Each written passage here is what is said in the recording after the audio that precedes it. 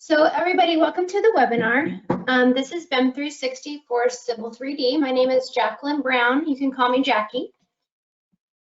Just to tell you a little bit about Microdesk to start out, we are an AECO technology consulting firm that we were established in 1994. We have about 13 locations in the United States, including one in the United Kingdom. We're about 300 professionals and about 230 consulting specialists and software developers.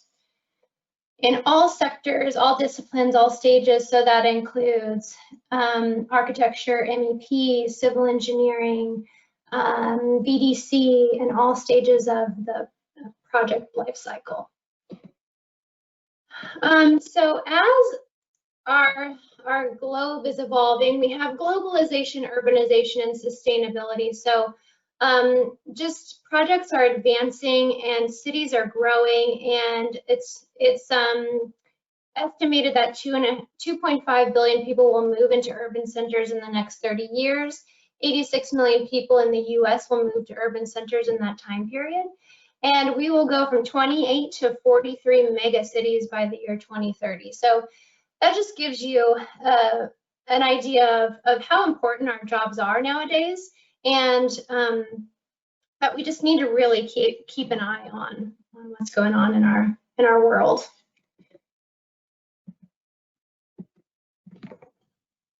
And I'm having some technical difficulties here. I'm sorry. There we go. Okay, just a little more about Microdesk and our services. So we provide many different services: project coordination, project production, support, software and workflow training, asset management, application development, just to name a few. So we can help out with a lot of different things. A little bit about me: I'm Jackie Brown. I'm a strategic implementation manager here at Microdesk. I am a registered professional engineer, registered in New Jersey and Arizona. I have over 18 years of civil engineering experience, with over 7 of them, almost 8, with Microdesk. So my expertise is in applications such as Civil 3D, InfraWorks, vehicle tracking, Navisworks, storm and sanitary analysis, and BIM 360, which we are talking about today. A little bit of the agenda for what we'll be talking about. We're going to have a little bit of a BIM 360 overview. We'll talk about how to set up a project in BIM 360. And then we'll go over kind of the differences in BIM 360 Docs and BIM 360 Design and Collaboration for Civil 3D. So a little bit about what BIM 360 is. It's a connected platform for design, pre-construction, field execution, handover, and operations. So it can really take the whole project and different types of projects, all different types of projects, and bring them together into one united platform to be able to coordinate projects, to be able to manage documents and things of that nature. And you'll see as we get into showing you the demonstration here. So we really are going to be focusing today on the document management part of BIM 360 and also the design collaboration part of BIM 360. There are some other portions that really don't involve the infrastructure field as much, but there's model coordination where you can do automated clash detection, centralized BIM models, and then also field coordination where you can have checklists for QA, QC, construction issue tracking, managing RFIs, and things like that. But like I said, we are going to be focusing on document management, which is where we will have project document storage, manage permissions. We have automated file versioning and design issue tracking. And then with the design collaboration, we can co-author models via the cloud, and we can visualize our design changes, and we can coordinate our deliverables. So specifically for Civil 3D, there are pretty much 3 things that you're going to need to be able to work with BIM 360 and Civil 3D. So we need the BIM 360 collaboration for Civil 3D, and that's where we're going to be able to manage our projects in the cloud, create and consume data shortcuts, and we'll have the automated file locking through that. And we also need the document management part of BIM 360, which is where we can create projects, we can manage our folder structure, we can review submittals, we can do visual version control and issue and markup creation. And then we also will need, this kind of connects them all together, is the desktop connector. So that is where you can access BIM 360 from your desktop. You can lock and unlock files from there, and you can also view file status such as versions, authors, etc. Okay, so there are a few top collaboration challenges that we come across as managers of projects in our industry. So some of them are security and accountability, team communication, project complexity, and then inefficient tools. Now, BIM 360 is going to assist us in improving these challenges, and we're going to talk about that. So security and folder level permissions. So within BIM 360, you can have multiple permissions and access levels. So different people, different roles, and different companies can have different levels of permissions and access to the files in the project. You can restrict files by role or company, and you can control the access by user. So you do have a lot of security as a project admin to control who has editing and viewing and other rights within the project. Also, team communication. So you can do transmittal coordination in BIM 360. So you can manage transmittals and create review packages. You can track and review the status of those transmittals, and you can distribute and control the reviewer privilege within the project. So we'll show you a little bit about how you can create those transmittals and review packages. And then also there is issue tracking. So you can assign the issues within the project or within the drawings. You can set locations to where those issues occur, and you can track the resolution of those issues as they are being resolved. Excuse me. And then, of course, project complexity. So collaboration for Civil 3D. We want to be able to manage our projects in the cloud so that we all don't have to be on a network server or other ways that we're coordinating our projects now. We can do that through the cloud, and we can do it safely and securely. So we'll have cloud-based Civil 3D projects, and then we can extend that design data to external stakeholders, and we can better allocate design resources. And so then we jump to inefficient tools. So we have a couple tools within BIM 360 for analytics and insight, where we can track our design packages. We can kind of see in one menu if there are any issues within our project. We can track the design packages, and we can also address RFIs within this one menu here. So without further ado, I'm going to go ahead and jump into BIM 360 and just get going with the demo here. So as I'm signed into BIM 360, I have a few options where it might take you to different menus, but right now I am in the account admin menu of my Microdesk Insight test account. So an account could possibly just be all of your projects at your company, or you could have several different accounts at one company. It just depends on kind of how you want to structure it there. But for this, if you click on this down arrow here, you can see that I do have my one test, my account here. If I want to change that to a different account, I can click this and I can change it to different ones there.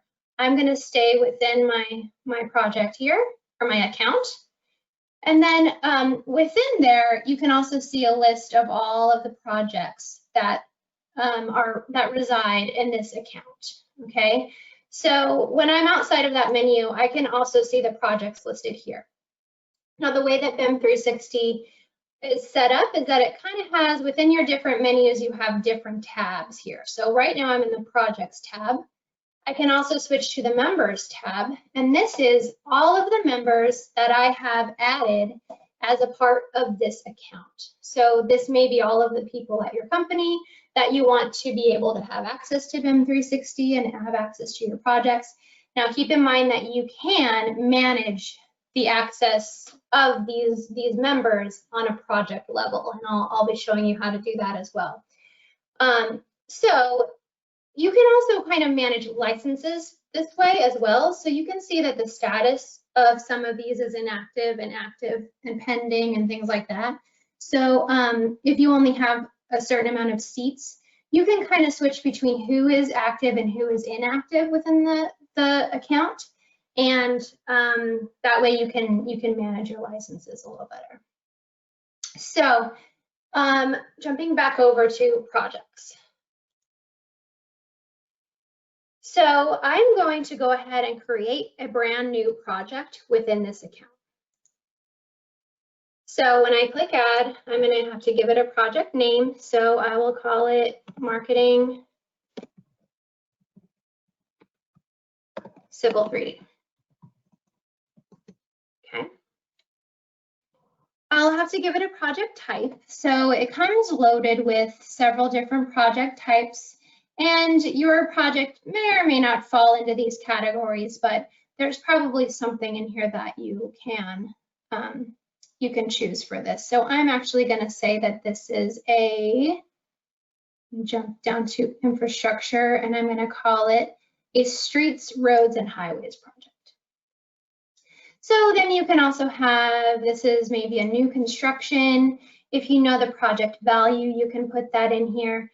You can put a project address and all of that. So the main reason for having all of this information here, the ones that are required have stars next to them, but the rest of this is really for your insight menu, which I'm going to show you a little bit later. I won't put anything in here for now, but it gives you like a map of where the project is. It gives you the weather of where the project is. So there's things like that that are kind of nice to have, but I won't put in any of that right now. I'll just have everything that I need that's required, and I'll save. So it's going to jump me to that project. And this is where I am going to pick what services I want to include within my project. Now you can see all of these different blocks here are the different services that I have access to as myself. So this may look a little different for you depending on what you have access to, but you can activate and inactivate all of these things within here. So I'm going to go ahead and activate document management because we are going to need that. Now you can create templates so that if you have a certain project folder structure that you use all the time, you can create a template for that so that you don't have to create all of your folders each time you create a project. I'm going to say I don't have a project template right now, just so I can show you how to create folders and things like that. But just so you know, you don't have to go through the process of creating your folders each time you create a project, because you can create a template for that. So I'm going to click activate, activate without a template. And it might just take a second. I am also going to activate design collaboration. And when I did this before, it did take a little bit of time. So just for the sake of time and that we don't have a lot of it, I'm going to actually switch to another project that I have created in here. And just scroll down to it. Okay, so you can see on my project admin page under services, these are the services that I have activated for this project. Now I can also jump over to my members tab. So right now I am the only member of this project, but I can add members however many members I want to. So I'm going to go ahead and add a couple. So you can see as I'm typing, it sees people it lists people that are in here. Now, the reason why it sees these people is because they are members of the account. So they're not members of the project yet, but they are members of the account. But you can also add members who are not a part of the account either. So, so just so you know that, but that's where these names are coming from, and that's why it sees them automatically. Okay, so I'll hit select. Now her company already pops up, her role already pops up, and that's because she's already a member, and that's inserted in the account. So that's good because you don't always have to adjust that, but you can, if you don't have those inserted yet, you can always go ahead and put what you need to in here just so you can see. We've got a list of a lot of different roles, and then different companies, and the list that pops up here is coming from that members list again, but you can type in whatever you'd like to here. So we can give her different access to different things. I am not going to make her an admin, but I will give her access to the Insight. I will give her access to document management, and I will give her access to design collaboration. And I'll say add to project. Okay, now I'm going to go ahead and add one more member.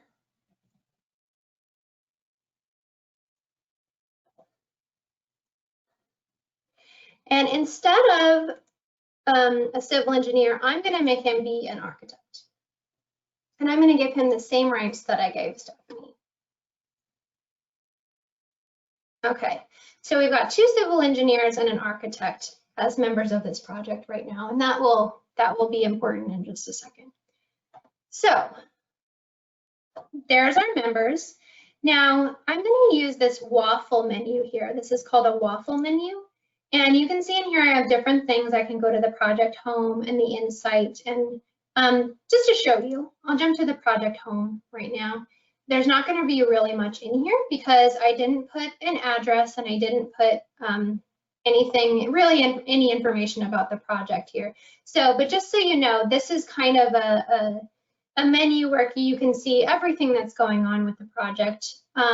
If there are any issues or project design issues, those will show up here, and we'll talk about issues in a little bit. So switching back to document management, and this is where we are going to create the folders for this project. Now, like I said, I already got this project started a little bit, so I did create a folder for the civil portion. But I'm going to go ahead and show you how to create more folders here. So within project files, if you just click and highlight that blue, and then click on the little ellipsis, you can say add a subfolder. So I'm going to do 01 project management for one. And then, and I spelled that wrong, but that's okay. And I'm going to add another one for architecture. Okay, let me just go in, and you can always rename them so that I can spell this right. Management, there we go. Okay, so you can see it's pretty easy to add folders. Now I can also come in here and add subfolders. Now, just to show you, we do have something called the desktop connector that you do have to have in order to do your design collaboration with Civil 3D. And what that is it's basically a link to your projects through Windows Explorer here. So once you have the desktop connector installed, you will see a BIM 360 folder. So within BIM 360, you will see all of the project accounts that you are a part of. I can click inside there, and then I will see only the projects that I am a part of. And we've got that one. And then the project files. So it actually takes a second to sync. We're not seeing them yet, but in just a little bit through the desktop connector, we will be able to see the 2 new folders that we added here. Okay, so now I need to go in and assign the project rights to these folders for the different people who are a part of the project. So I'm going to click on, for the civil folder, I'm going to click on this ellipsis again, and I'm going to go to permissions. So right now, I will only see myself inside of here because I am the only project admin for this project. You can have more than one project admin, but they are the only people who can actually control who has rights to what folders and all of that. So They really are controlling everything about the project. Depends on how you want to set it up, if you want more than one person. But from here, we're going to have to go ahead and add some permissions and different roles for different things. So for permissions, we can do them by people's names. We can do them by email addresses, which would be people as well, or they can be roles or companies. So for this civil folder, I'm going to say architect. So we have the role of architect. So everyone who has the role of architect for this civil folder is only going to have certain permission levels. So let's say that the architect can only view and download. They can't do any editing, anything like that. So then for the architecture folder, I'm going to do the opposite. I'm going to add a permission there for civil engineer. And they can only view and download files within the architecture folder.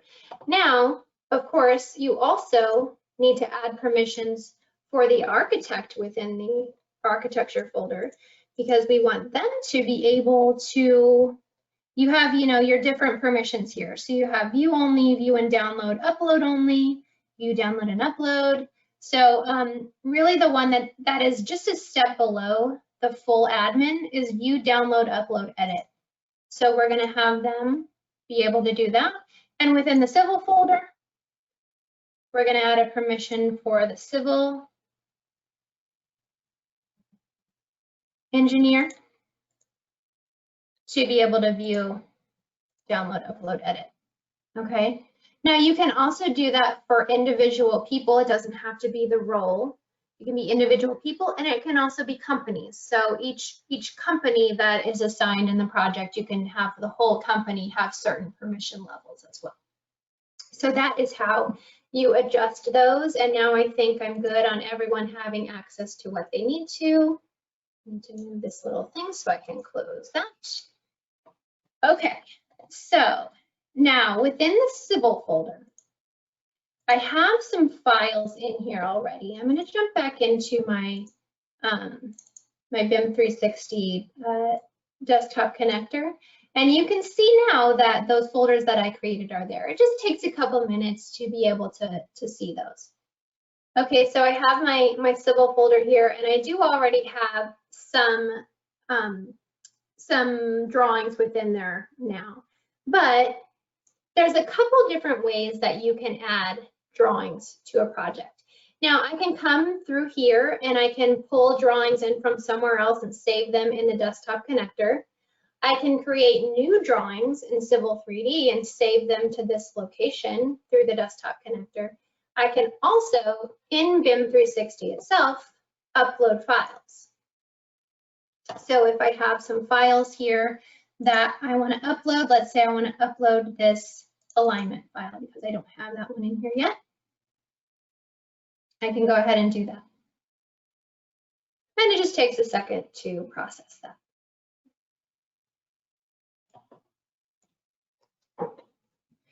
Okay, so jumping over into Civil 3D. Now we don't have to go directly through BIM 360 to access our files in Civil 3D. We can just open Civil 3D and open them up through BIM 360. So on your start menu, now I do want to say, and I'm going to stress this, you have to have version 2020.2 and newer for Civil 3D to have these capabilities. Okay, so as long as you have 2020.2 and newer, you should be good to go. On your start menu of Civil 3D, we have a BIM 360 little tab here. Now this kind of looks pretty similar to BIM 360 itself, BIM 360 Docs, where you can click here, you can change your account, and you'll see all of the projects that you are a part of. Okay, now I'm going to switch a little bit because Actually, I'm not. I'm sorry. I'm just going to go ahead and stay in my project here. I was going to switch to the other one, but I'll just stay in this one. And I'm going to go ahead and open up the corridor drawing. Now, by the way, while that's opening, you can kind of see here that when it was modified, you can see who the author was. You can see who the version, what version you're opening. And let me just jump back over here to finish my thought. You can see that if a file is locked. So right now I just opened that corridor drawing and you can see that it's locked. So no two people, it kind of works just like regular Civil 3D. No two people can be in one drawing at the same time, which is a good thing. So it is locked right now. You can see if it's synced or online. You can see the version, the author, and the date. So I'm going to switch back over to corridor, and we do have a couple things in this drawing. We have some surfaces, we have some alignments, some profiles, all of that. So it kind of works just the same as regular Civil 3D. We can create data shortcuts just like we do, but I just want to show you how that's done. So on my Prospector tab, I'm going to right click and I'm going to set the working folder. So this is where you're definitely going to need the desktop connector because this jumps you into where you can go to your BIM 360 folder, go into your account, go into your project, and I'm going to set the working folder as that first project files folder. Okay, so then just like you do regularly in Civil 3D, you're going to have to create a new data shortcuts project folder. So you can see your path. The path that I just selected is right there. I'm going to give this a name and I'm going to name it the same. I want this to go into my Civil folder. So I'm going to give it the same name as that folder, which was 03 Civil. Okay. So now you can see that it populated the path here. And now I'm able to create some data shortcuts within here. So I'm going to go ahead and create data shortcuts just like I normally would. I want to include my surfaces. I'll just include everything, my alignments, my corridors, all of that. Okay, and you can see that they showed up here in Civil 3D. Just one difference that you can tell if you're in the cloud or not is that everything that is functioning within BIM 360 has a little cloud next to it. So this data shortcut path, it also says BIM 360 right there, but you can see that there's a little cloud symbol. You can also see my drawing says cloud and it has a little cloud symbol next to it. So that's how you know it's definitely in BIM 360 that you're working on. Okay, so just to show you where that these things were created. So in my desktop connector, just gonna jump back out to the project files folder and then the Civil folder. You can see that it created this shortcuts folder. And if I go in here, you can see that I do have some shortcuts for alignments, for the corridor, and for the surface that I pulled in. Okay, so all of those are within BIM 360 now. Also, if I jump over into BIM 360 itself, you'll see that that folder is also there and everything that I just showed you in the desktop connector is there as well. So everything is syncing up nicely. Okay, so I'm gonna go ahead and modify this drawing just a little bit. Let's say I'm gonna take my alignments. Let's see, move that to the back so that I can grab my alignment here. And I'm just gonna adjust the alignment, okay?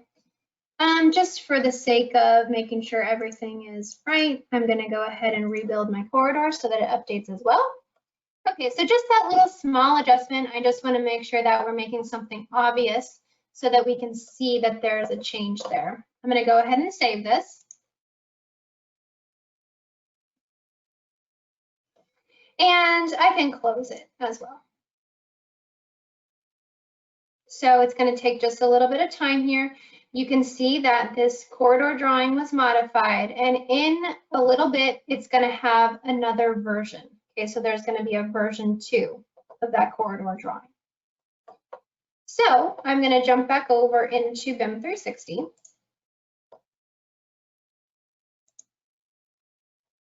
And this is what I was talking about here, is that I now have a version 2 of that corridor drawing. Now I can actually do a, let me look at the, sorry, if I click on the versions there, I can see the 2 different versions of it. And if you were maybe wondering what changed, maybe there's something that happened, you need to go back to a different version, you can download that different version, that newer version. You can copy it, download it, or you can also make it current. So let's say you just want to replace it with the old one. You can replace the old one with the new one. You can do that by making it current. But you can also compare versions. So I'm going to go ahead and do that. It keeps me in BIM 360, and you can see that I have my document A corridor drawing and my document B corridor drawing, version 2, version 1. You can change these if you want to switch the order of them, but we'll leave it as is and we'll say compare.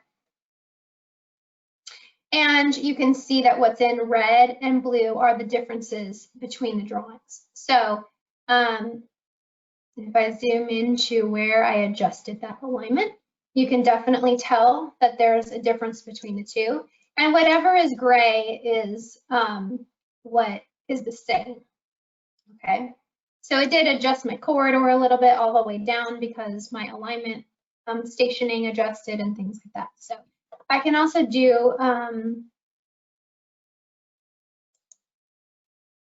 a side-by-side, and I can take this slider and I can kind of see, you know, the differences between the 2 drawings there. One also has a surface and one doesn't. Okay, so that's how you can do that. I'm done comparing there. One thing I do want to note as well is, so this XREF drawing, right now I'm in the desktop connector, it doesn't have anything in it. But if I were to, I'm actually going to go ahead and delete this alignment drawing here because I want to pull it over again in a different way. So I'm going to go ahead and open the source drawing of where that alignment actually exists.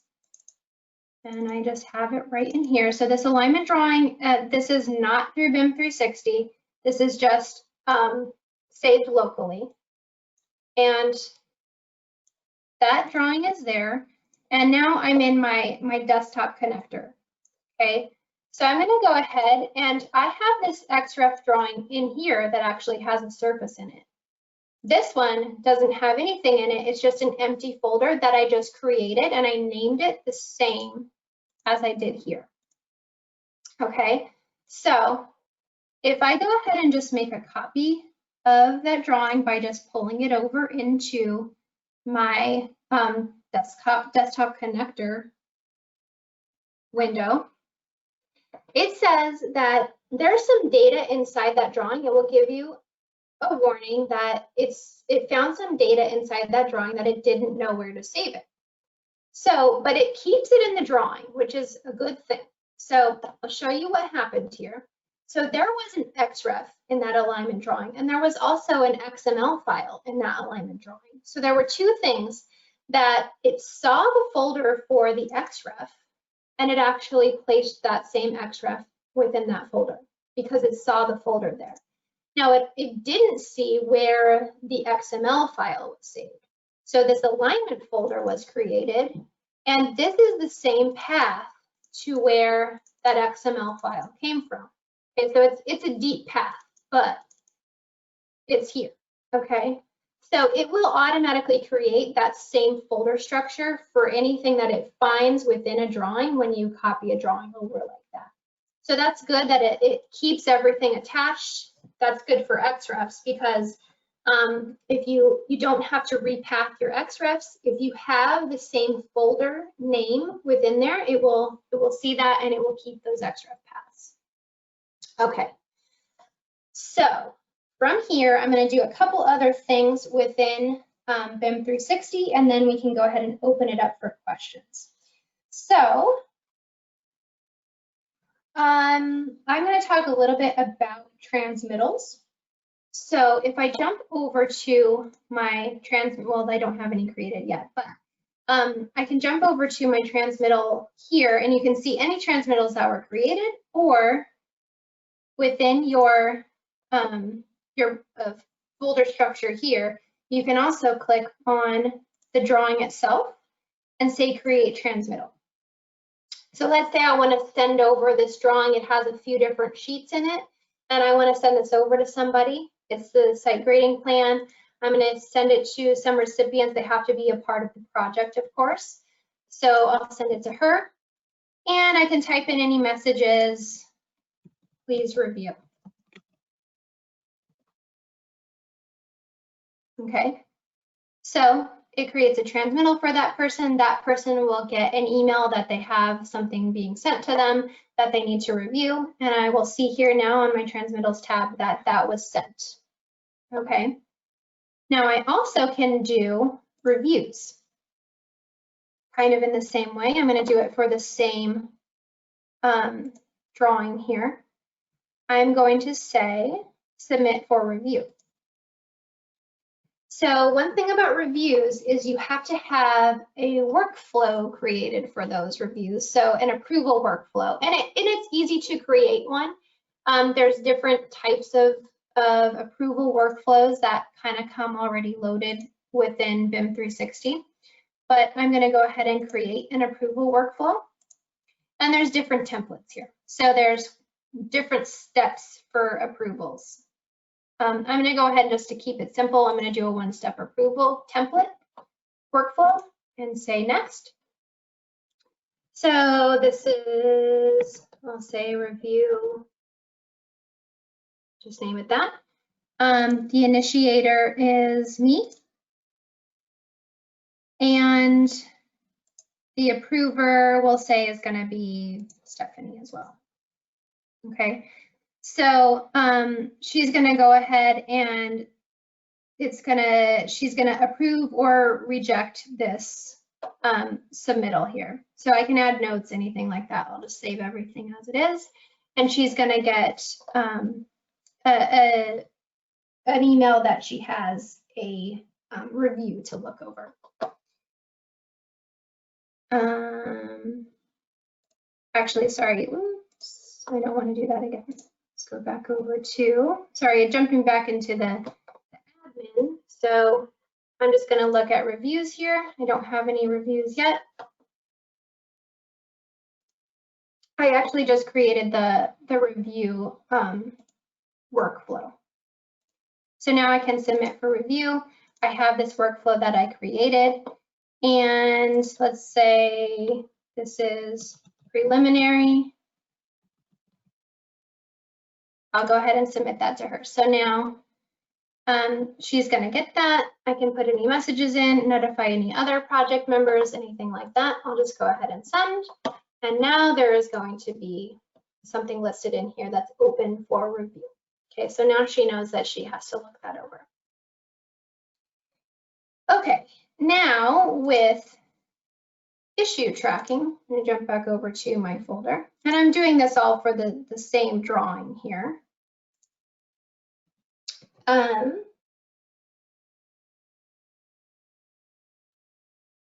I'm just going to go ahead and click. If you click on the name of the drawing itself, you actually will be able to view the drawing. And this is where you can do markups, you can create issues, things like that. So the first thing I'm going to do, you can see that there's not really anything in here yet. It looks like we have some XREFs or data shortcuts that are missing for these sheets. So that's definitely something that I'm going to need to mark up if I'm doing a review for this. So I'll jump over into markups, and there's nothing in here yet, but I can go ahead and add some clouds. Let's say I just put a cloud here and save that. I can go ahead and add some text. I can say, please, typing, yes, please review XREF's missing.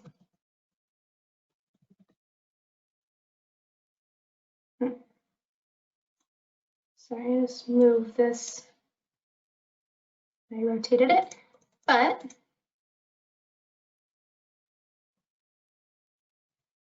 you can change the color of the text, you can change the size, things like that. I'm gonna remove that because I couldn't see what I was writing there. Please work with me here. Please review XREF's missing. Okay, something like that. I'm going to save the markup. So I've got a couple markups going on here. You can go in and add arrows and dimensions and things like that. That anything you want to mark up there, and it's keeping track of all of this. Okay. So then I can also go one step further and go and create some issues. So with issues, I'm going to go ahead and create a new issue by saying create issue. And this is where you can actually place it right at a location. So I don't really have anything on the sheet, but I'm going to just click anywhere and go ahead and click there. And this is going to be where my issue is. So you can choose a type of issue, whether it's a design issue. For this, it's definitely maybe just an observation that there's no XREFs in there. The status is open. You can change it to draft or open. The title of this is going to be missing info. Okay, I can assign this to a person within the project. I can also pick a due date. So let's say she needs to fix this by tomorrow because Christmas is coming and we need to get this done. And location details, things like that. You can also add more information here, but I'm going to go ahead and create that issue. And now a new issue was created for that. Okay, so I'm going to go ahead and close out of my issues, and then I can jump over to actually the issues tab, and it's tracking those issues there. So Stephanie on her end is getting information about the things she needs to review, the things that have issues, the things she needs to fix, things like that. So that was just a quick overview of how to do reviews and issues. Now, if I jump back over now to my project home, I'm going to be able to see more things that are going on within my project. So you can see that I do have some issues. I don't have any design issues, but if I switch this to, I guess that this down here only shows design issues, okay? So you can just see kind of an overview of anything that's going on with your project. And also a little bit further, taking it a little bit further, you have this insight button where it gives you just a little bit more information about the design issues and the trends, and if there were certain points in time within the project where there were more issues than others, you can kind of look back on the project and say, what happened here, who was working on this. It just really gives you one place to look and see a lot of information going on within the project. Now, obviously, I don't have a whole lot going on here, but as things build up within the project, this gets more and more informative about what's going on. Okay, so I'm going to jump back over to my PowerPoint. And so just a little bit of a conclusion. So with BIM 360 Docs and BIM 360 Design Collaboration, we have one single source of truth for our project. We don't have things saved in all different places. We have one place to look, one place for all of our project information. And it doesn't have to be drawings either. It can be, the project proposal, any project management documents that need to go within that project. So keep that in mind. This is not just for drawings, it's for all your project information. You have controlled Civil 3D file access across the team.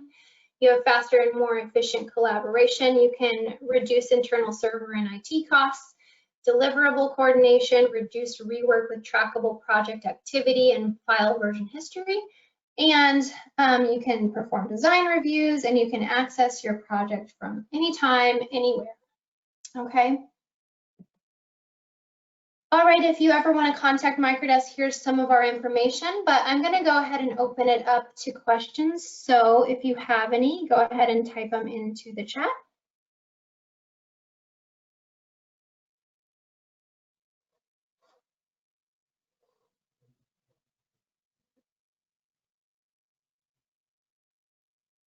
Okay. I don't think anyone has any questions. So on that note, thank you for joining the webinar today, and we will see you at the next one. Have a good day.